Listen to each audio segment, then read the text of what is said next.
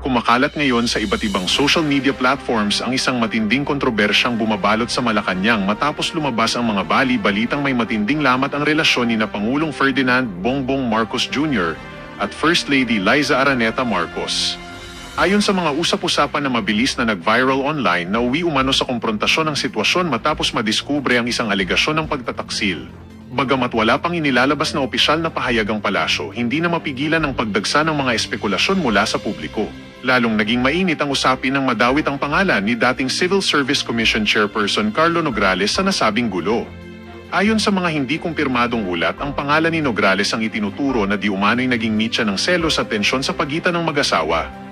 Sa kabila ng bigat ng mga akusasyon, nananatiling tahimik ang kampo ni Nograles at wala pang matibay na ebidensyang ipinapakita upang patunayan ang mga kumakalat na blind items at mga posts sa internet. Dahil sa sensitibong kalikasan ng balitang ito, nagbabala ang ilang mga eksperto sa komunikasyon at mga taga-suporta ng administrasyon laban sa pagpapakalat ng fake news o mga impormasyong walang basehan.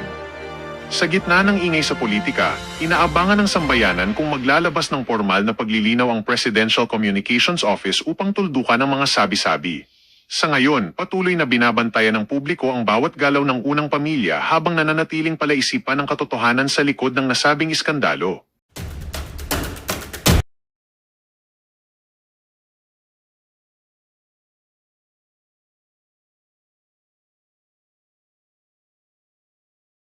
Senator Robin Padilla sa kanyang mismong bahay at butas-butas po ang lalaki ng butas, mga kaibigan, dahil pinaulanan po ng bala. Nirat-rat po, guys.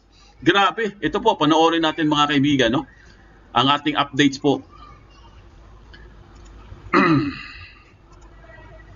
Play lang natin, guys, ha.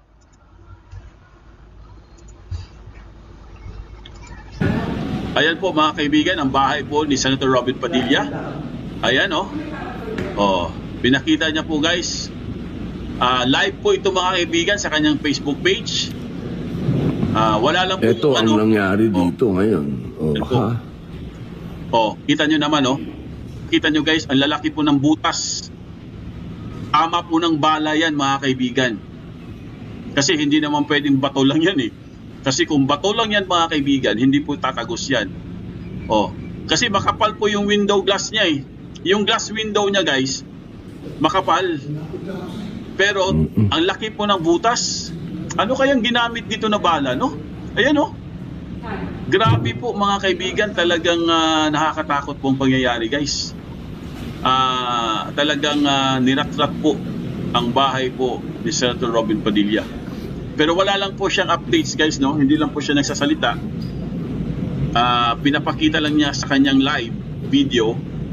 Yan, no? Tinuturo lang niya, guys, yung mga damage ng kanyang window glass. Ito, grabe to. Grabe, laki, oh. Laki ng putas, oh. Ang kapal ng window niya, ang yung salamin niya, guys. Pero grabe, ang laki ng butas. Pati po sa second floor, guys. Nakakapagtaka po. Ito po, akit na po siya sa kanyang second floor. Nakakapagtaka po, mga kaibigan, bakit po pati sa second floor ay ganun din, nirat-rat din ng bala. Grabe talaga yung kalaban na to, galit na galit, eh, no? Gusto talaga silang magurgor. Ayan po, ito na po, nasa second floor na po si Senator Robin Padilla. Ayan, oh, pinakita niya kaagad. Oh, butas-butas po, mga kaibigan. Grabe po talaga, no? Direct talagang tama ng mga bala. Ayan po, pumunta na po siya sa kabila. Ayan, oh, pinakita niya. Ito, nagtataka ako dito, bakit gaano ba karaming taong rumatrat dito? Kasi magkabilaan, eh. Ano, parang sa movie, no? Yung parang palabas sa movie, guys, yung talagang nirat-rat yung bahay. Ayan, oh, ito, grabe damage dito, oh. Ayan, oh, yung sliding door niya, mga kaibigan, may tama din, oh. Oh. Diba? So, may talagang masamang intensyon nito, guys. Guro-guro talaga. Oh, ayan, oh, pinakita niya sa labas. Ito, grabe, tama, oh, laki. Diba, nakita niyo yung kapal, guys, ng kanyang salamin. Pero yung damage po, mga kaibigan, sobrang laki. Ibig sabihin, malaking-laking balang ginamit dito, mga kaibigan. So, hindi ko lang alam. Siyempre, kung tumagos yan dyan sa loob, may natamaan din siguro ng mga gamit, no? Baka siguro niligpit na. Pero, sa sobrang laki po ng bahay ni Senator Robin Padilla, mga kaibigan, Malamang sa malamang, yung mga bala dyan, tagos-tagos lang, napupunta siguro sa ibang lugar. Oh, ayan po. So, hindi natin alam kung ano po ang motibo dahil wala pa namang sinasabi si Mr. Robin Padilla, pero meron po siyang pasabo, guys. Mamaya, pakinggan natin, no? Ayaw po natin mag-speculate dahil mismo si Senator Robin Padilla ayaw po na mag-speculate, pero nagbigay lang po siya na blind item, mga kaibigan. Parang blind item po, no? Ito po, pakinggan natin, mga kaibigan. Maya-maya po, sasabihin na niya yan, no? Yan. Ayan po si Senator Robin Padilla. O, di ba? Tumatawa lang siya, guys, pero sa loob niyan, nasasaktan na yan. Di ba? O, mamaya po, sasabihin niya, pakinggan natin kung ano po ang kanyang hint. May hint lang siya, may hint lang siya, guys. Hindi naman talaga yung ano. Pakinggan po natin, mga kaibigan. At dyan po naganap ang madugong labanan ni Bumbo tsaka ni Anton Llanes. Yun. Yan. Diyan po. Ayun. Nagkagutay-gutay. Nagkagutay-gutay po ang bahay sa pagtutuos ng kasamaan at kabutihan. Oh, rinig nyo, guys? Abangan. Abangan. Oh, abangan. Okay, ito ha. Ulitin natin para pakinggan yung mabuti, para maano nyo mabuti. May sinabi siyang bombom. Hindi niya kilaro, pero ang sabi lang niya bombom, kung hindi ako nagkamali. Ganap. Oh. Ang sinabi niya dito, guys, At dyan po naganap ang madugong labanan. ayun, at dyan po naganap ang madugong labanan. O, anong ibig sabihin nun? Sa palagay nyo, ibig sabihin may lumaban. Di ba? At dyan po naganap ang madugong labanan. O, madugong labanan eh. Ibig sabihin, meron sigurong palitan siguro ito or nagbarilan siguro. Tapos madugong labanan, ibig sabihin baka siguro may natamaan. 'Di ba? Kasi paano nyo i-interpret 'yon? At diyan naganap ang madugong labanan.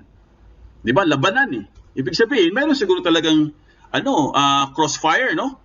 Meron sigurong sagutan. Oh, walang CCTV. Ewan ko bakit walang CCTV. Laki-laki ng bahay niya. 'Di ba? So, ito po, pakinggan natin 'to, mga kaibigan. Meron po siyang binanggit na pangalan. Okay? Pakinggan natin mabuti. Ni Bumbo. Oh, ni Bumbum. Sabi niya Bumbum. 'Di ba? Sabi niya Bumbum. Oh. Hindi siya nag-mention ng ibang Bumbum kasi alam naman natin kung ano ibig sabihin ng Bumbum eh. Pero sabi niya Bumbum. Okay? Pangalawang pangalan. Tsaka ni Anton Llanes. Anton Llanes. Oh, kayo nang bahala. Kayo nang bahala, mga kaibigan.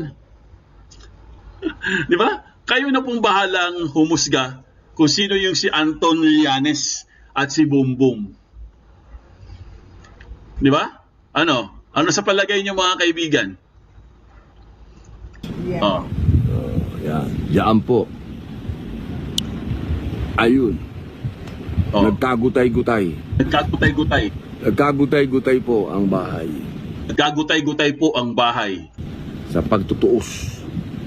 Sa pagtutuos. Kasi syempre, pag sinabi mong pagtutuos, meron talagang labanan. Yan, sa akin lang yan, analysis ko lang ewan ko sa inyo. Pero kung ako tatanungin nyo, parang ganun yung nangyari. Pagtutuos eh. Di ba? Ng kasamaan at kabutihan. Pagtutuos ng kasamaan at kabutihan.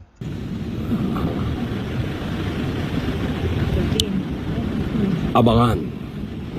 Oh, abangan.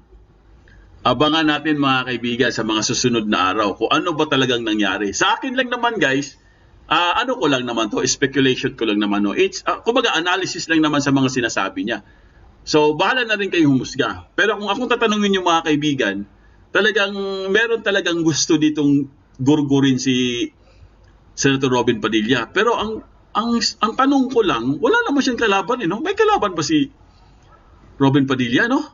Eh, masyado namang mabait si Robin, eh. Wala pa naman siyang major na sagasaan, eh. Kasi kung ang binabanggit niya ay si Anton Llanes, hindi ko lang alam kung anong ibig sabihin ng Anton Llanes, eh. Antonio Trillanes siguro. Hindi no. Ayaw kong magsabi ng gano'n, ha. Ayaw ko, ha. Narinig ko lang, sabi niya, Anton Llanes, o Anton Llanes, o parang gano'n. Kasi marami namang Anton, eh. Anton Lagdameo. Ang gulo, eh, no? Tapos meron pa siya sinabing Bombom. O, sino naman si Bombom? Boom, boom, boom, na na na na na, boom, boom, boom. Di ba? Pero bakit gusto siyang patahimikin? Di ba? Wala naman siyang ano bang, may major ba siyang binangga? Wala naman, di ba? Shooting yata sa pelikula. Sana nga kung shooting lang ito sa pelikula, eh. Kasi ganyan yung sa mga pelikula, di ba?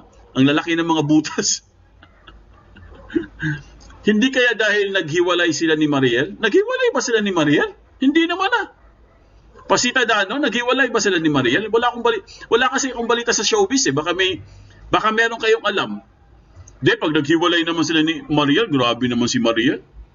Talagang raratratin talaga ni Mariel yung bahay nila. Hiwalay ba sila, guys? Hindi naman, di ba?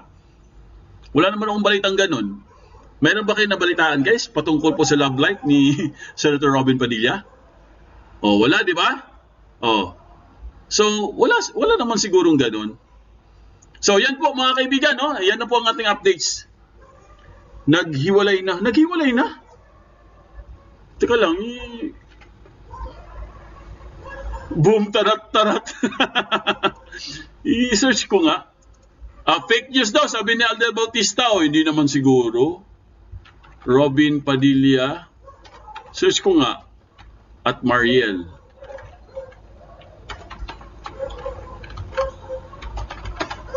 Hindi naman siguro. Wala naman, oh. Kasi kung naghiwalay yan, balita kaagad yan kasi sikat yung mga yan, eh. Di ba? Huwag sana muro-muro lang yung ambush niya. Ambush me. Hindi na. Mahirap po patunayan yan, no? Pero alamin po natin sa mga susunod na araw kasi wala naman siyang sinasabi si Robin, eh. Ang sinabi lang niya, yung parang nagbigay lang siya ng parang clue. Parang clue lang yun, clue. No? So, yan po mga kaibigan nating updates. Ito po, para medyo gumaan naman yung gabi natin kasi nakakatakot yung gabi. Nakakatakot yung gabi. Bakbakan ka agad, eh. Ito po, may papakita lang ako sa inyo, guys. Gusto niyo ba ng skandal? Ha? Gusto niyo ba makapanood ng skandal, mga kaibigan? Gusto niyo ba makapanood ng skandal ni Carlo Nograles? Ito po mga kaibigan, panoorin po natin yung skandal. Pambihira naman to.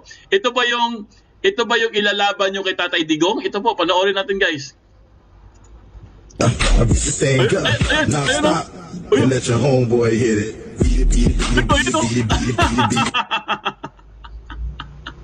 Ang bihira naman to. Ito ba ilalaban nyo kay Tatay Digong? Mahiya naman kayo. Ito pa, isa pa. Ito. Ayun, no? You can't tell me what to do, what to go, how to dress. Me no puppy show. Me a the star, so me and up on you do me wanna follow you. Me not itch up under the man. Bulati, oh. Parang bulati na sinabuyan ng asin, eh. Isa pa. Meron pa tayong isang skandal.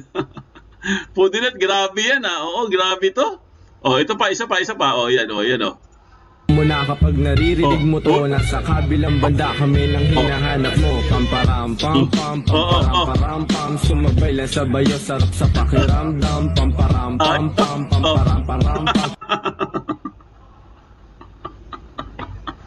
Nakakatawa naman talaga ito, mambihira naman, no? Ayan po mga kaibigan, si Carlo Nograles. parang si Raulo lang to, ano? Mahilig sa TikTok. Sus, Maria Joseph. Ito ba yung ilalaban nyo kay Pangulong Duterte? Mga taga Davao? Hello, Norma Jalaba! Ayan, kumustahin muna natin yung mga kaibigan natin dyan sa abroad, no? Ang ating mga OFW. Hello po. Sana po nasa mabuting kalagayan at of course, more blessings po, no? Ang ating mga bagong bayani. Siyempre sa ating mga avid listeners, viewers, subscribers. Hello po. Happy Thursday po sa ating lahat. Kumusta na po kayo, guys? Sana po nasa mabuting kalagayan at of course, more blessings din sa inyo. Dahil kung wala kayo, guys, wala din kami.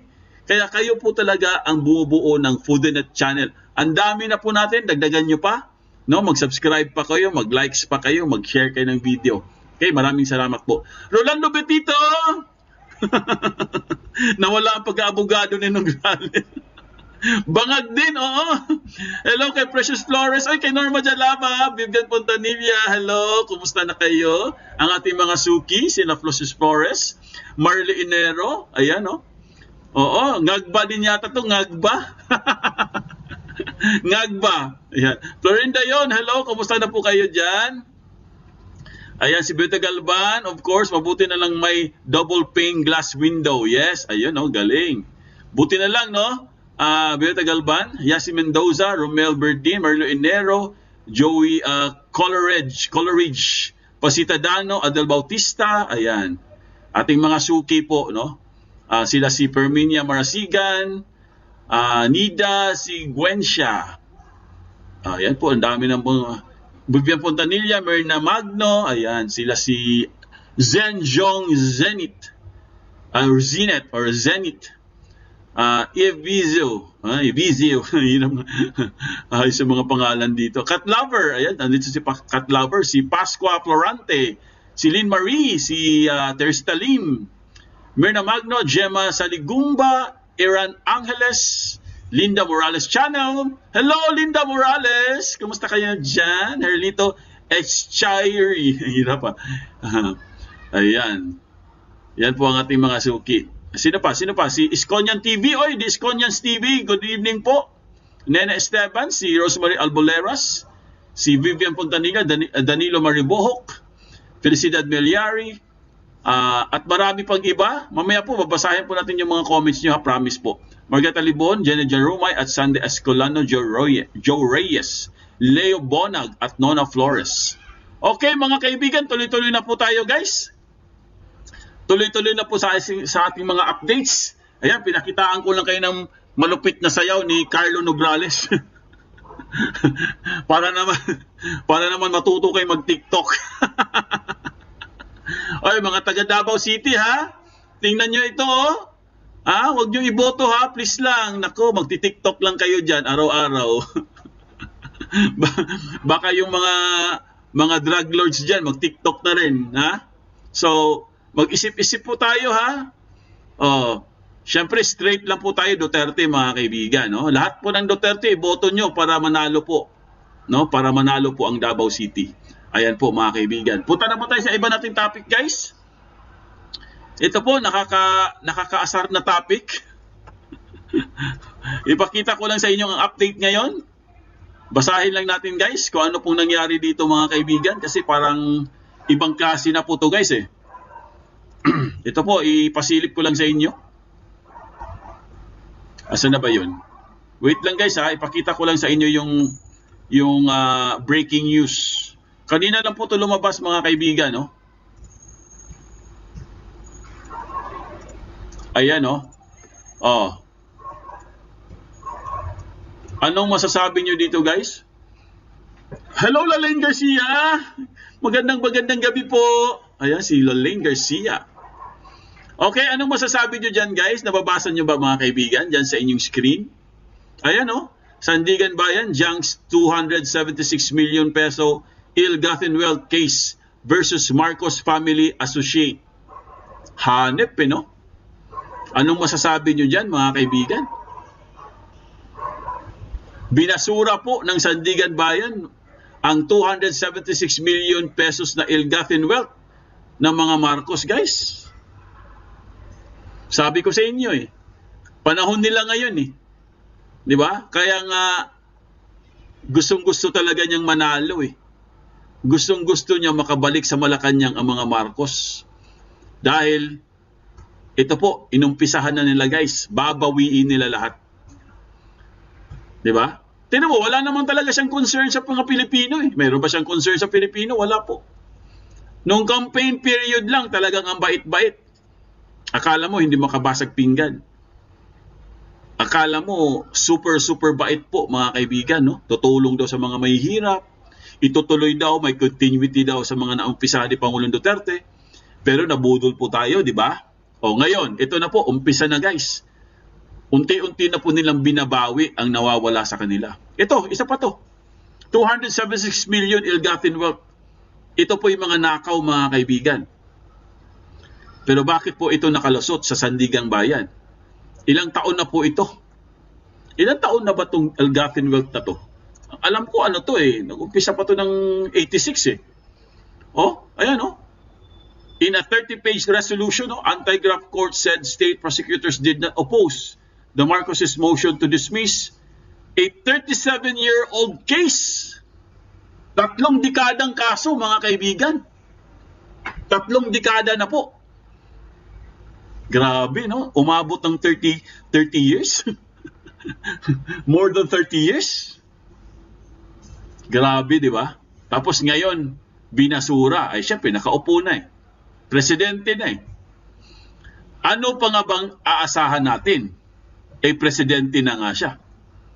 So, syempre guys, lahat ng mga cases niya, mga pending cases niya, talagang i-absuelto yan mga kaibigan, by hook or by crook. Diba? Kaya nga, talagang pinanindigan nila yung pwesto mga kaibigan na makabalik po sila sa Malacanang. Ito yun. At wala pong nag-oppose. Ibig sabihin na walang nag-oppose, walang kumontra. Oh, ano pa kayang sunod? Ano kayang next na i-absuelto? Oh, ayan oh. They can no longer be afforded a fair trial since the witnesses may have already died and the documentary evidence may no longer be located after more than 30 years from the filing of the complaint. Ibig sabihin, nagkanamatay na daw yung mga witness. Ha? Namatay na daw yung mga witnesses. Yung mga evidence, wala na, nasira na sa sobrang tagal ng kaso. 30 years ba naman eh?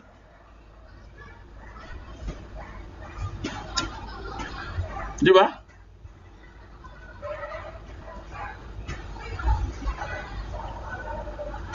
Ayan, no? 30 years ba naman na kaso eh?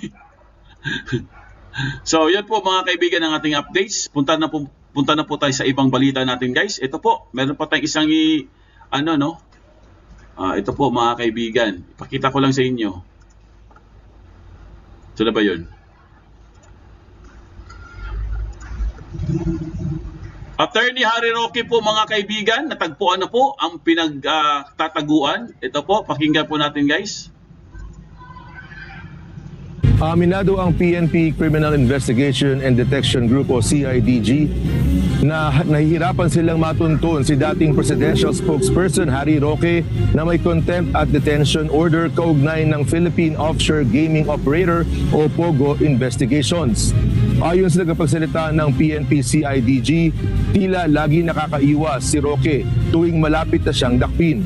Gayunman mayroon ng umano silang malakas na lead kung nasaan siya at posibleng aniya itong lumipat mula roon patungo sa ibang lugar.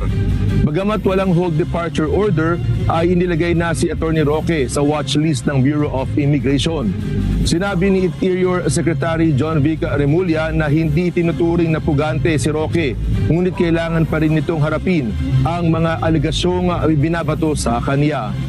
Oh, hindi naman pala siya pugante, hindi naman pala siya fugitive eh. Kayo talaga. Kawawa naman si Attorney Harry Roque, hindi na tuloy nakalabas. Gusto pa naman sanang tumakbo nung maging senador. Di ba? Hindi na tuloy si Attorney Harry Roque, nabawasan tuloy tayo. Pero okay lang yan, no? Attorney Harry Roque, no? Stay, lang po kayo dyan, no? Stay positive lang po kayo, magdasal lang po kayo. Attorney Harry Roque, andito pa rin kami. Sumusuporta pa rin kami sa iyo. Sayang lang hindi po kayo natuloy sa Senado. Alam ko guys, gusto talaga yung tumakbo sa Senate eh. Si Attorney Harry Roque. Yun talagang Yun ang pagkakaalam ko, no? Kasi nga, sa pagsama niya sa mga maisog rally, makikita talaga natin yung eagerness niya, no? Tsaka yung ano niya, yung drive, yung drive niya, no? To para suportahan po ang maisog, mga kaibigan. Kitang-kita talaga natin sa kanya. Kaya nakakapanghinayang po na itong si Attorney Harry Roque ay biktima po, mga kaibigan. Biktima po siya ng injustice. Bakit ko sinabing biktima siya ng injustice? Dahil nga, sinabi na nga nung isang witness na hindi siya involved ng Pogo Ilang beses na inuulit Gusto nyo pa rin hulihin? Gusto nyo pa rin siyang pumunta sa inquiry na yan, sa Quadcom na yan? Tapos na nga, sinabi na nga hindi siya involved. Kaya si Attorney Harry Roque nagalit. Kaya sabi niya, sa korte na lang tayo magkita-kita. Bakit kasi ayaw nilang diretsuhin sa korte para tapos ng labanan? Tapos ng usapan? Yan ang problema dyan sa Quadcom na yan May